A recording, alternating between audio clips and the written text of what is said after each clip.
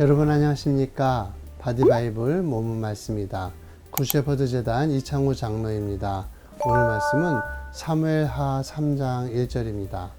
사울의 집과 다윗의 집 사이에 전쟁이 오래매 다윗은 점점 강하여 가고 사울의 집은 점점 약하여 가니라. 오늘 말씀은 잘 되어가는 사람, 안 되어가는 사람입니다. 사람들을 관찰해 보면 인생이 점점 더 잘 되어가는 사람이 있고요, 점점 안 되어가는 사람이 있죠. 이 모습을 보여주는 성경에 두 인물이 있는데 바로 사울과 다윗입니다.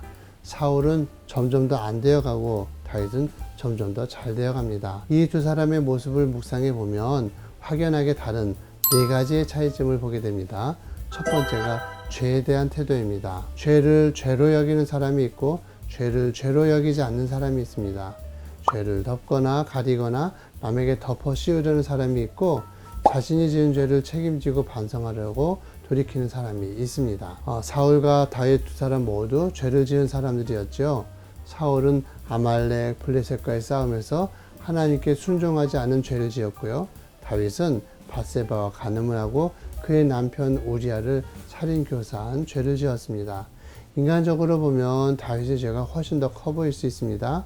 그러나 사울은 죄를 짓고 난 후 핑계를 대고 거짓말로 둘러대면서 자기의 죄를 가리려고 했습니다.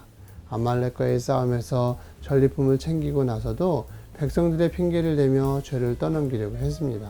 반면에 다윗은 철저하게 회개하고 진심으로 죄에 대해 부끄러워하는 모습을 보여줍니다. 죄에서 돌이키고자 하는 의지를 가진 사람, 죄에 대한 민감한 태도를 가지고 있는 사람이 점점 더 잘 되어가는 인생입니다. 두 번째로 기도의 차이입니다.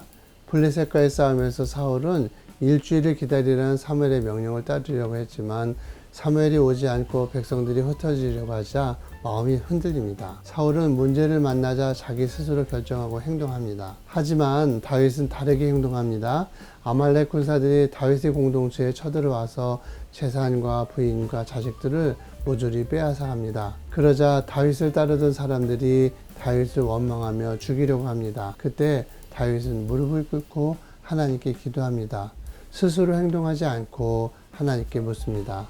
어떤 상황에서도 하나님과 접속되어서 함께 행동하는 믿음의 사람입니다. 세 번째는 자존감의 차이입니다.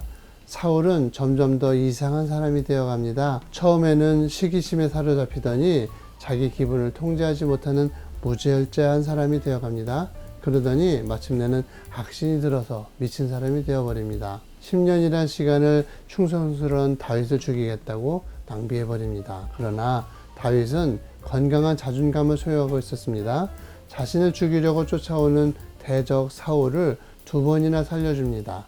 자신에게 돌을 던지며 저주하던 시므이도 너그럽게 넘어가 줍니다. 다윗은 사울의 아들 손자도 자기 식탁에 받아들여 줍니다. 다윗 안에 있는 건강한 자존감 때문이지요. 네 번째는 위기관리 능력의 차이입니다. 사울은 골리앗 앞에서 두려워 떨었습니다. 다윗이라고 하는 도전자를 만나자 죽이려고 합니다.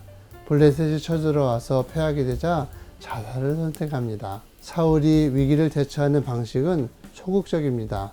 쉽게 포기합니다. 위기를 만날 때마다 품격이 떨어지고 점점 더 망해갑니다. 하지만 다윗은 위기 앞에서 다르게 행동합니다. 골리앗 앞에서 흔들리지 않습니다. 담대히 나아가 싸웁니다. 다윗은 사울의 추격을 받는 위기 속에서도 주변 사람들의 마음을 끌고 공동체를 형성합니다. 진퇴양난의 상황과 고비를 만나게 되면 하나님께 묻고 동지들을 규합하여 문제를 해결해 나갑니다. 위기 관리 능력의 차이란 태도의 차이입니다.